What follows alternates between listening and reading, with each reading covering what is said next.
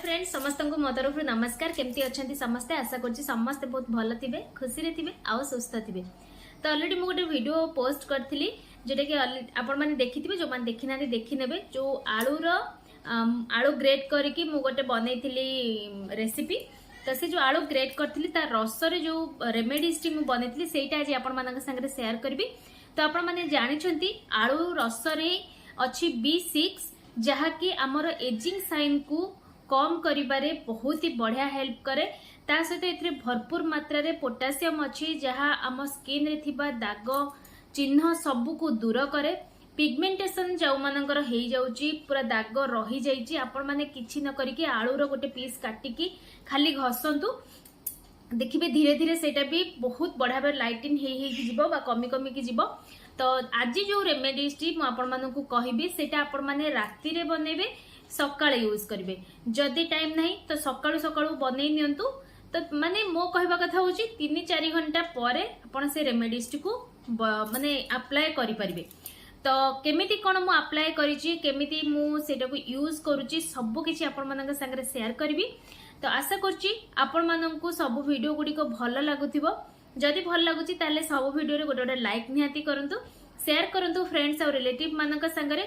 हाँ आ जो माने चैनल को सब्सक्राइब करि नाहंती ए पर्यंत तो निहाती भाबे सब्सक्राइब करंतु। सब्सक्राइब बटन पाखे थिया बेल आइकन बटन को प्रेस करिया को बिल्कुल भी भूलिबेनी।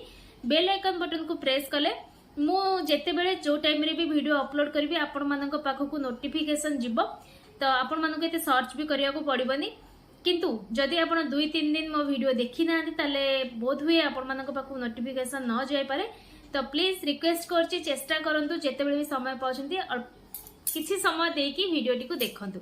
तो चलतु फास्ट मु केमिति प्रिपेयर करछि आपण मानक संगे शेयर करूछि। तो निहाती भाबे वीडियो टी को फास्ट टू लास्ट देखिया पई समस्त को अनुरोध। चलतु प्रिपरेशन देखिबा। तो देखो ये ऑलरेडी बनी सारी। तो यहाँ केमती बनई मुझे आपको आगू बतेबी।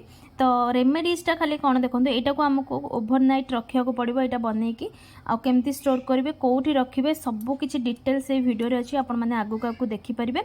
तो ये जो रेमेडीज टी ओभरनाइट बनईकी रखी थी सांगरे मुझे आड करुँची बेसन। तो या ही आम अप्लाई करवा। तो केमती अप्लाई करेंगे कौन जमती कि कहली ये वीडियो रे आपण माने सबकि देखिपारे आउ कि मिसेबानी कारण ऑलरेडी आम ए सबकि मिसई सारीचे। तो चलतु यहाँ केमती प्रस्तुत करते आपण मान शेयर करुँची। तो देखो यापाई मुझे नहीं गोटे आलू पूरा गोटे आलू ने। तो देखिपे आलूर साइजटा तो आपण मैंने छोट टिके छोट भी नहीं पारे कौन असुविधा नहीं। तो ये आलू को ना आम भल भाव तार चोपा छड़ेकी आम ग्रेट करके ही यूज करवा। तो देखो मुझे भलसे ग्रेट कर नहीं। तो ग्रेट कर सारा पर जो यार रसटा ही आमको दरकार। तो ऑलरेडी या पूर्व वीडियो रे मु आपण मानू देखै सारछि ग्रेट जो करथिले जो ग्रेट आलू बिना रस वाला ऑलरेडी मु आपण मानू गोटे रेसिपी देखै सारछि। निहाती भावे जाके चेक करंतु बहुत सुंदर रेसिपीटे। तो देखि परछंती ना मु से वीडियो रे भी कहितली जे एथिरे कोनोसी प्रकार रस नाही। तो आलू रस बिल्कुल ही नथिला। तो से मुझे आड करुँची हलदी जो थी कि अच्छी एंटीबैक्टेरियल प्रॉपर्टीज जहाँ आपण स्किन रे जहाँ भी प्रॉब्लम थो ताको क्योर करिवो। ता सहित मुझे नेली ग्लिसरीन जदि ऑयली स्किन वाला यूज कर ग्लिसरीन परिमाण टी कम करेंगे।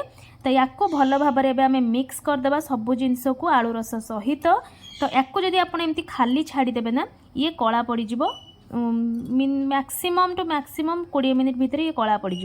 किंतु आम या गोटे अलग भाव में स्टोर करवा। तो देखो मुझे गोटे एयर टाइट कंटेनर छोट डब्बाटे नहीं।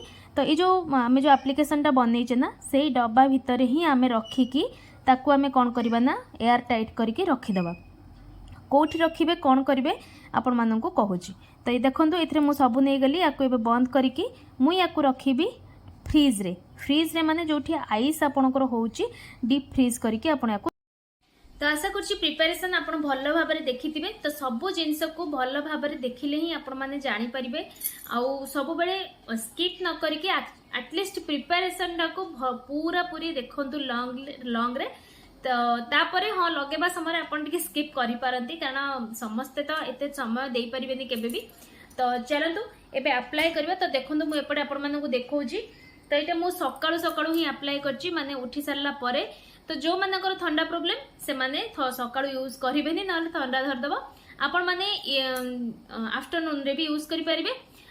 तो आपण मानक मनरे क्वेश्चन थिबा याकु आमे जदी फ्रिज रे न रखी कि यूज करि परिबा कि अच्छा जदि आपण माने फ्रिज रे रखु नांती ताहले इंस्टेंट बनेगी लगांतु काहे ना जदि आपण आलू रस को बेसी समय बाहर एमती 3-4 घंटा रखिदेबे ना सेटा कला पड़ जाव जेहेतु मुझे फ्रिज रे रखी ता सहित केमिति स्टोर करछि आपण माने देखिछंती गोटे एयर टाइट कंटेनर रे मु स्टोर करथिल त सेति यार कलरटा एमती ही अछि ब्लैक पड़िनी जदि आपण एमती बाहर ताकू एमती आलू रसटा को छाड़ी देबे ना ताले सेटा कला पड़ जाव तो चेष्टा करिवे जदि एमती ए रेमेडीज टाकू इंस्टेंट बनैया पई चाहुचंती ताले आपण माने ठंडा यूज करिया को चाहुना तो इंस्टेंट बनातु आउ अप्लाई करंतु जेतेबेले आपण अप्लाई करछंती करि परिबे किछि असुविधा नै किंतु एटा ठंडा एथि पई मु करिछि जदि आपनकर स्किन रे किछि व्रण ही जाइछि व्रण दाग रहि जाइछि ता पई ना ए जो ठंडा ठंडाटा बहुत बढ़िया काम दबो तो सेथि पई मु ठंडा ठंडा रे ही करिछि ता सहित आम जेहेतु हलदी मिसेचे आंटी बैक्टेरियल प्रॉपर्टीज आपण स्किन रे जदि भी किछि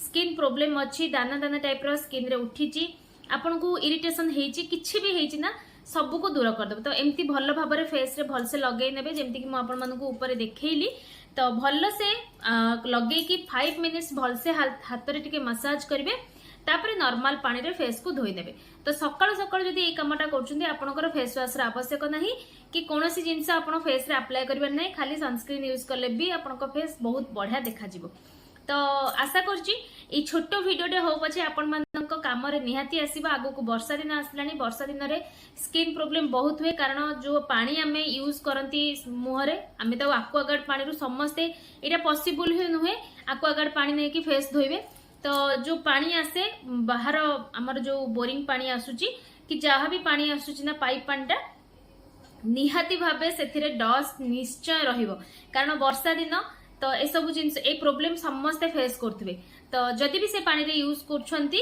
ताहाले आपण जदि एमती किछि रेमेडीज आपनक स्किन रे अप्लाई करि सरछंती ताले आपनको कोनोसी इरिटेशन हबनी तो चेष्टा करंतु आ ए जो रेमेडीज टी आपण डेली भी करि परिबे कोनोसी असुविधा नाही किंतु जदि हळदी मिसौछंती ताहाले 2-3 घंटा पर्यंत खरा को जिबेनी कारण हळदीटा खरा को गला माने टिके फेस डल कर दिए तो चेष्टा करिवे ए रेमेडीज टी कला बेले आपण 2-3 घंटा घरे रहया पे तो आशा करछि आपण माने सब किछि बुझी पारथिबे जदि बुझी नांती मते कमेंट करिया को बिल्कुल भी भूलिबेनी मु ट्राई करबे आपण मानक क्वेश्चन आंसर दबा पई तो पुणी देखा हबो एमती किछि अमेजिंग वीडियो सहित।